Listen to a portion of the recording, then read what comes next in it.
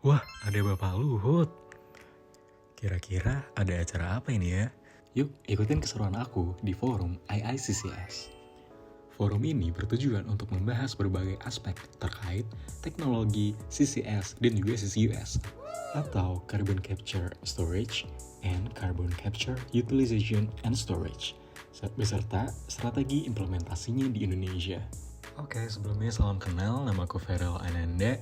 Itu yang paling kanan ya di foto.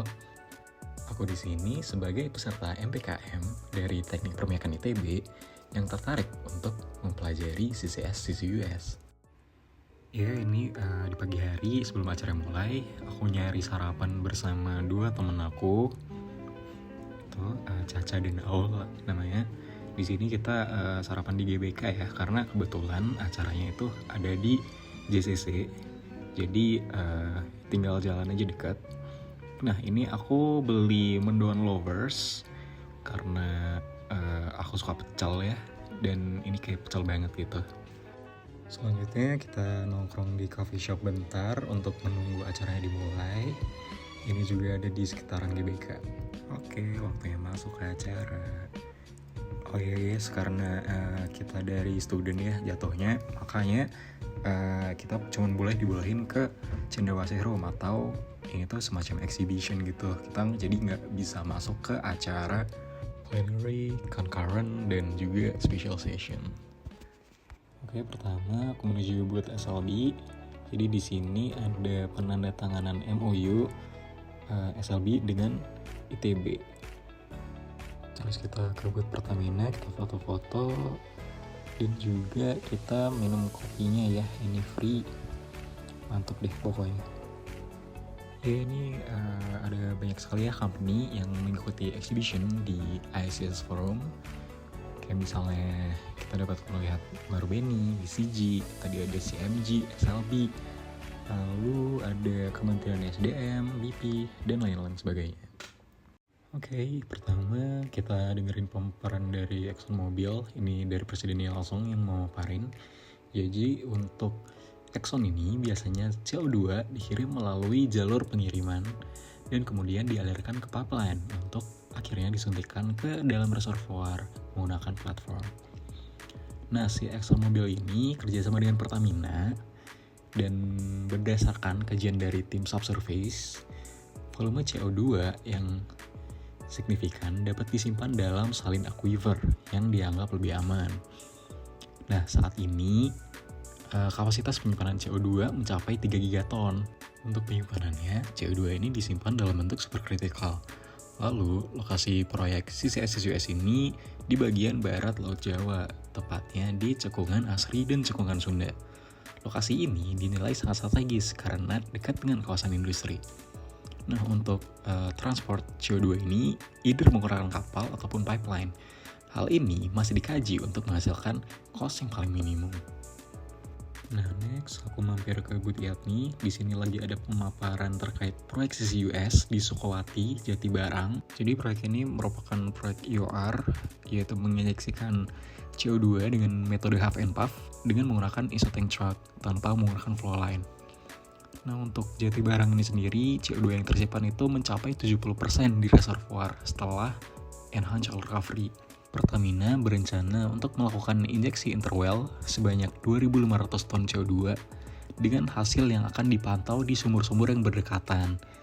Berdasarkan studi dan dokumentasi Pertamina, metode CO2 ini lebih baik dibandingkan dengan water alternating gas atau WAG atau COR.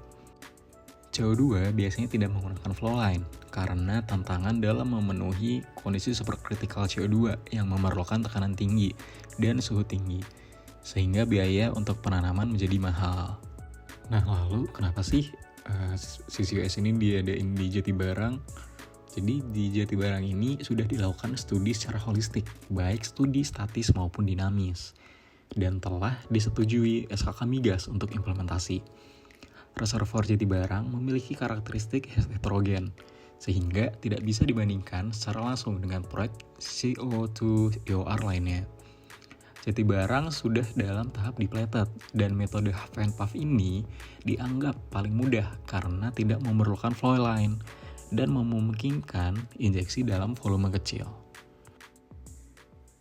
Oke, setelah dengerin penjelasan panjang lebar seharian, ini kita OTW pulang ke hotel melewati pusat kota Jakarta. Malamnya aku sempetin jajan di Blok M. Ini temen aku lagi ngidam es podeng. Ya, ini bentukannya. Ada coklat, kacang.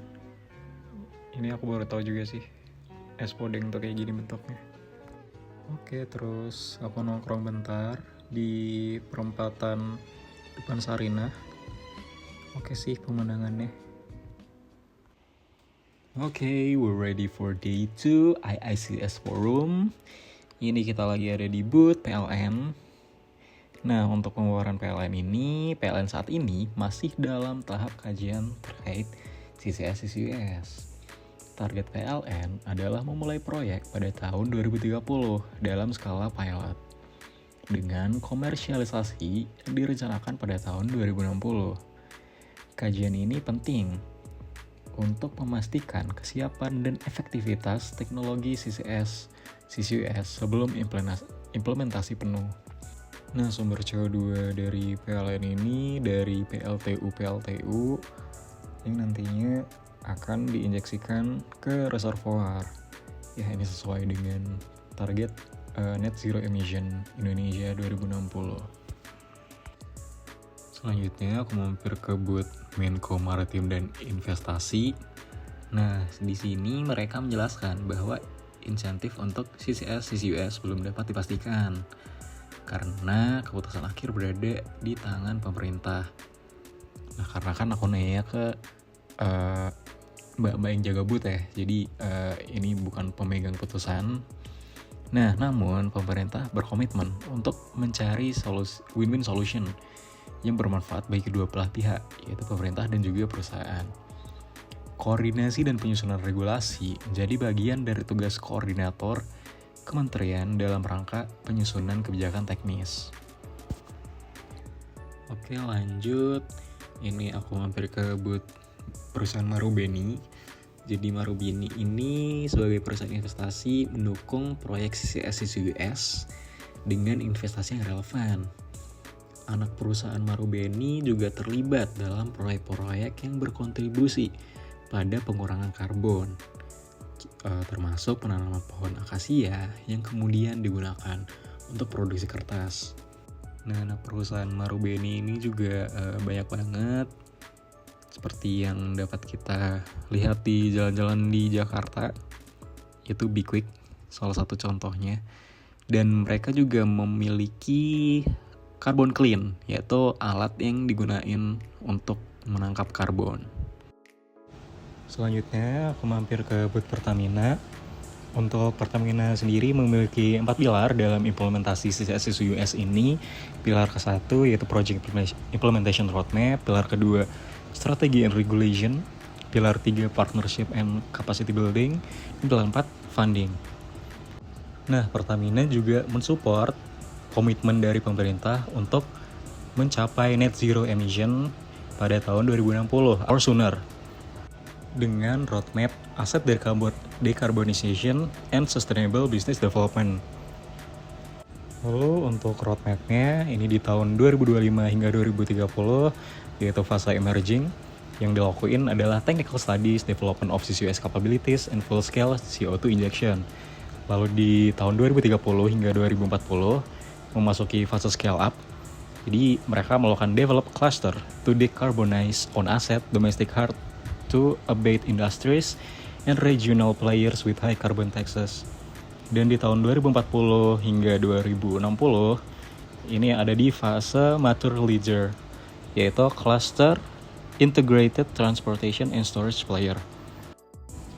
Di sini juga ditampilkan ongoing timeline dari CCS-CCUS project, seperti misalnya di CCS Hub Asri Basin, Pertamina bekerja sama dengan ExxonMobil. Lalu ada juga di CCS East Kalimantan Basin, Pertamina bekerja sama dengan Chevron. Dan yang tadi sudah dibahas juga untuk CCUS CO2 EOR Jatibarang, ini ada Pertamina EP, dan lain-lain. Oke, Oke, ini ada beberapa footage dari booth-booth yang belum sempat aku kunjungin ya, yang belum sempat aku tanya-tanya karena waktu yang terbatas. Jadi segini dulu buat day 2. Oke, untuk day 3 kita berkunjung ke PT Geoservices. Yang pertama ada di Jakarta Selatan, terus ada juga yang di Bekasi. Nah, dua-duanya ini laboratorium ya. PT Geoservices adalah perusahaan service company yang bergerak di bidang jasa layanan teknik dan konsultasi untuk industri oil and gas, mineral, dan geothermal. Geoservices ini didirikan pada tahun 1971 di Indonesia oleh dosen ITB. Perusahaan ini menyediakan berbagai layanan termasuk pengujian laboratorium, analisis PVT, analisis data core sample, dan lain sebagainya. Nah, ini lab pertama, kita lihat-lihat laboratorium GC atau gas kromatografi yang meliputi analisis dari C2 hingga C36 untuk oil dan C12 untuk gas. Lalu ada juga alat high temperature gas chromatograph untuk C yang di atas 36. Jadi untuk konsepnya, dia ini melakukan pemisahan berdasarkan beda polaritas. Untuk hidrokarbon itu non-polar. Nah, untuk si output kromatografinya ini nanti diolah jadi persen mol. Jadi diketahui deh komposisi hidrokarbon kita tuh apa. Selanjutnya kita masuk ke lab PVT analysis. Jadi untuk PVT analysis ini adalah untuk mengetahui behavior dan komposisi dari fluid reservoir pada tekanan, temperatur, dan volume yang berbeda. Oke, next kita menuju ke daerah core sample.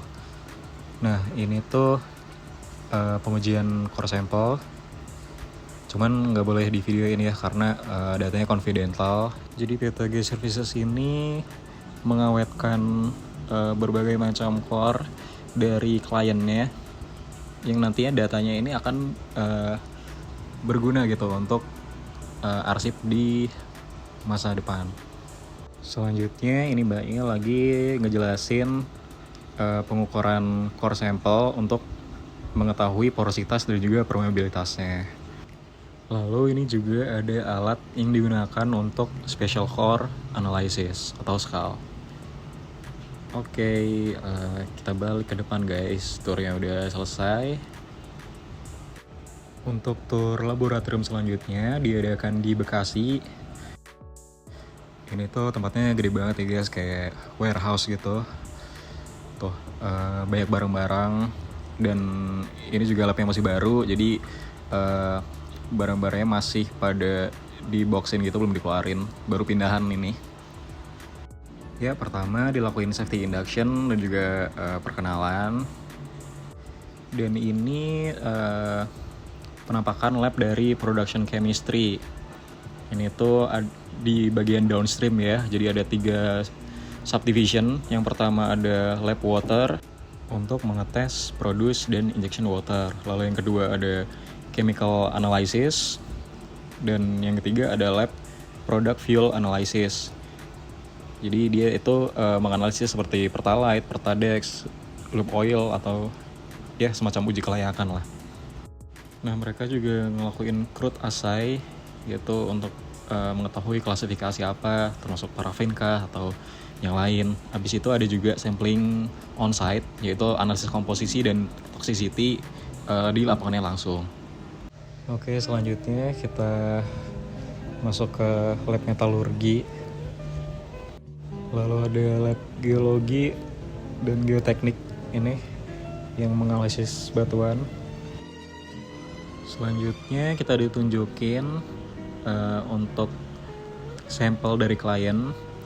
Ini tuh alurnya kayak gimana. Yang pertama ada sampel prep, jadi dia ditimbang, abis itu dikeringin sampelnya, lalu dikecilin dengan cara dihancurin 8 hingga 2 mm. Setelah itu dilakukan penghalusan hingga 200 mesh, terus dikirim ke lab dan ditimbang di sana. Oke, selanjutnya sampel itu akan diuji dengan ahli-ahli yang ada di lab geoteknik ini. Oke, sekian recap dari MBKM CCS US dari aku. Terima kasih teman-teman yang udah menonton. Semoga kalian dapat ilmu baru. Dan ya, see you guys on the next video.